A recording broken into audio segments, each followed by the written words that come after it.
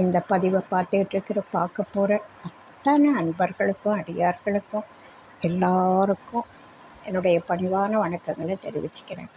அன்பினை பெறுவாயாக்கில் அதர்மங்கள் அனைத்தும் நீங்கி துன்பமும் தவிர்ந்து போகும், துயரம் இங்கு உண்டோ சொல்வாய். இந்த பதிவில் நம்ம பார்க்க போகிறது இந்த புலால் மறுத்தல் அப்படின்ற அதிகாரத்தில் வள்ளுவர் பெருமான் சொல்லுவார், கொல்லான் புலாலை மறுத்தானை கைகூப்பி எல்லா உயிரும் தொழும். ஒருத்தன் புலால் சாப்பிட்றதில்ல அப்படின்னு நினச்சி அந்த கொல்லாமையை கடைப்பிடிக்கிறான். அதாவது புலால் சாப்பிட்றவங்களால தான் கொல்லாமை அதிகமாகுது. ஒரு ஞாயிற்றுக்கிழமையானால் அந்த கடையில் கூட்டம் அப்படி வழியுது. அதுக்கு காரணம் வாங்குறவங்க இருக்கிறதுனால தானே விற்கிறாங்க அந்த பொருளை. யாரும் வாங்கலைன்னா எப்படி விற்பாங்க? விற்கலைன்னா எப்படி அத்தனை உயிரினங்கள் ஒரு நாளைக்கு பல அங்கே அப்படியே கூட்டமாக கட்டி வச்சுருப்பாங்க, அத்தனையும் வெட்டி தள்ளுறாங்க. அந்த கொல்லாமைக்கு காரணமாக இருக்கிறது புலால் உண்ணாமை. கொல்லாமையை கொஞ்சம் பாதுகாக்கும். அதுக்காக சொல்கிறாரு, கொல்லான் புலாலை மறுத்தான்.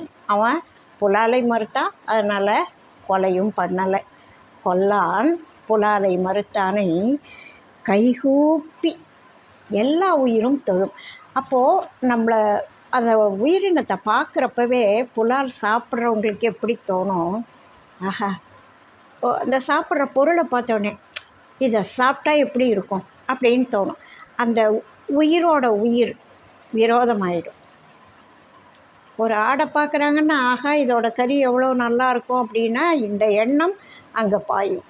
அப்போது அவங்களுடைய அன்பு அதுக்கு புரிய ஆரம்பிக்கும். இவங்களுடைய அந்த உணவுனுடைய ருசித்தன்மை, அந்த ஆசை அதுக்கு புரிய வரும். விரோதமாயிடும். அந்த உயிருக்கும் இந்த உயிருக்கும் விரோதமாயிடும். அது கைகூப்பி தொழாது. ஆனால் சாப்பிடாத ஒருத்தன் கிட்டக்க வரும் பொழுது அன்பாக தடவி கொடுக்கலாம். தடவி கொடுக்கலைன்னாலும் பரவாயில்ல, அன்பாக பார்ப்பான். சாதாரண கண்ணோட்டத்தில் பார்ப்பான். சாப்பிட்ணுன்ற எண்ணம் இல்லாமல் பார்க்க முடியும் சாப்பிடாத ஒருத்தரால். அப்போ அந்த உயிரும் இந்த உயிரும் நட்பாயிடுது. அதுக்கு நம்மளை மாதிரி சிந்திக்கிற மனசு இல்லாமல் இருக்கலாம், ஆனால் உயிரோட உயிர் நட்பாயிடுது. ஏன்னா இவன் கண்ணில் அந்த கொலை உணர்வு இல்லை, நாக்கில் ஜொல்லு வரல.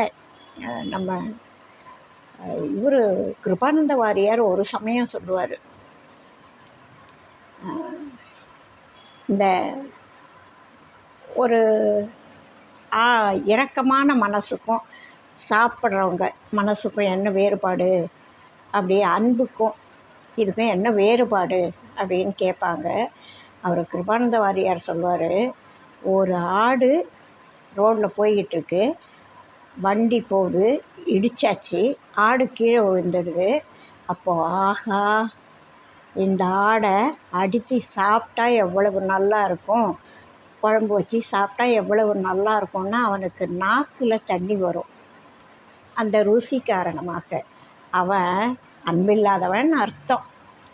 ஐயோ ஆடு அடிபட்டுடுதே அப்படின்னு கண்ணில் தண்ணி வந்தால் அவன் அன்பானவன் அர்த்தம். அன்பானவனுக்கும் அன்பு இல்லாதவனுக்கும், கொஞ்சம் நல்லவனுக்கும் கெட்டவனுக்கும், கொஞ்சம் முரட்டு குணம் உள்ளவனுக்கும் அன்பானவனுக்கும் என்ன வித்தியாசம் அப்படின்றத ரொம்ப விளையாட்டாக சொல்லுவார்.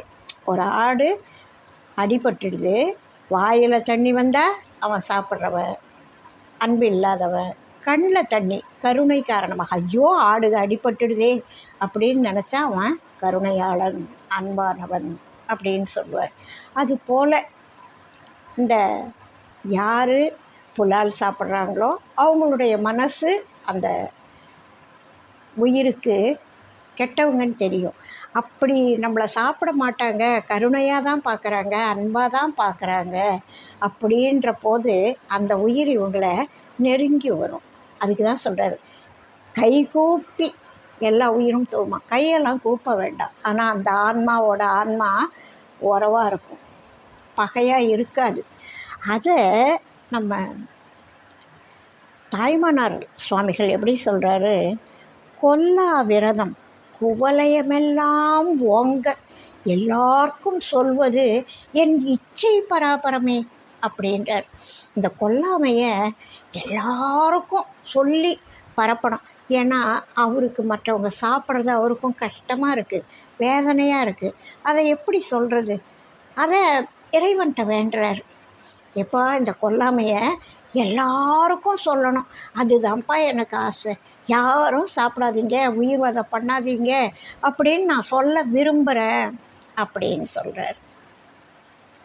இது இந்த அன்பானவங்க எல்லாருக்கும் உள்ள இயற்கையான ஒரு குணம். அவங்க பெருசாக தவம் பண்ணணும்னு அவசியம் இல்லை. தவத்தில் வள்ளுவ பெருமான் சொல்லுவார், உற்ற நோய் நோன்றல் உயிர்களுக்கு, மற்ற உயிர்களுக்கு ஊறு செய்யாமல் இருக்கிறதே ஒரு தவம் அப்படின்னு சொல்லுவார்.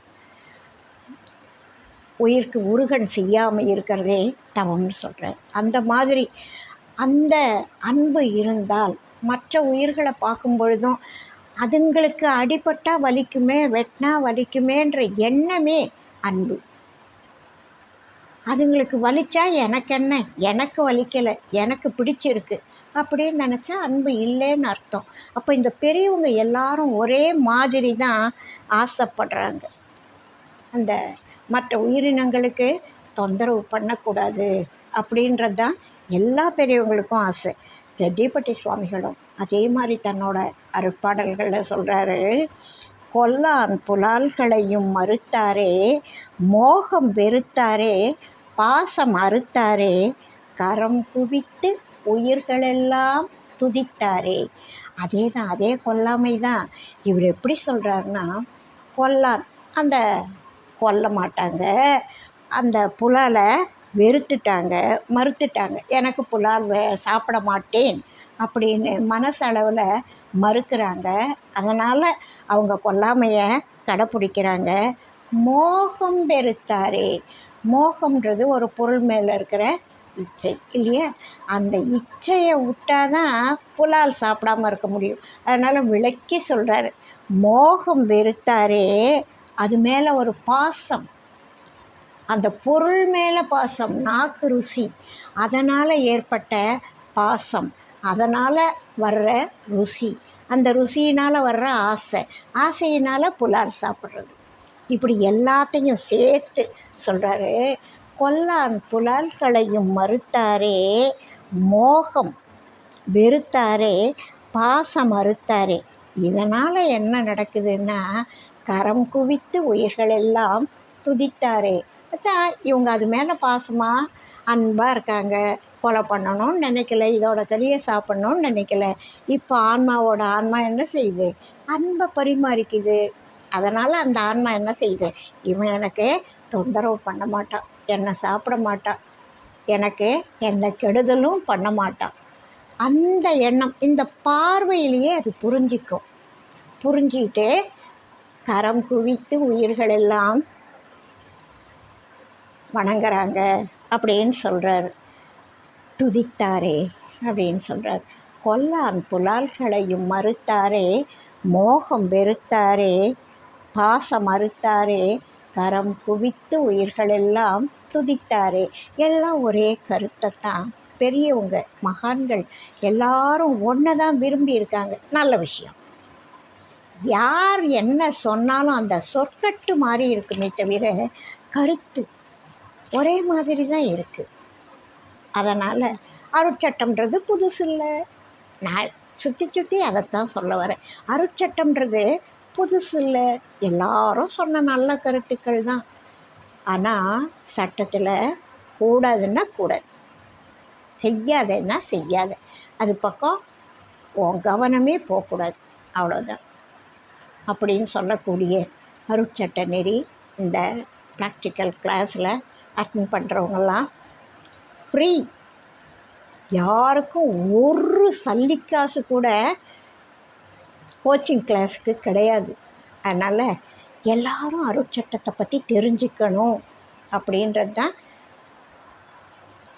நல்ல விஷயம் அப்படின்னு நான் நினச்சிக்கிட்டு இதை சொல்லிகிட்டு இருக்கேன்.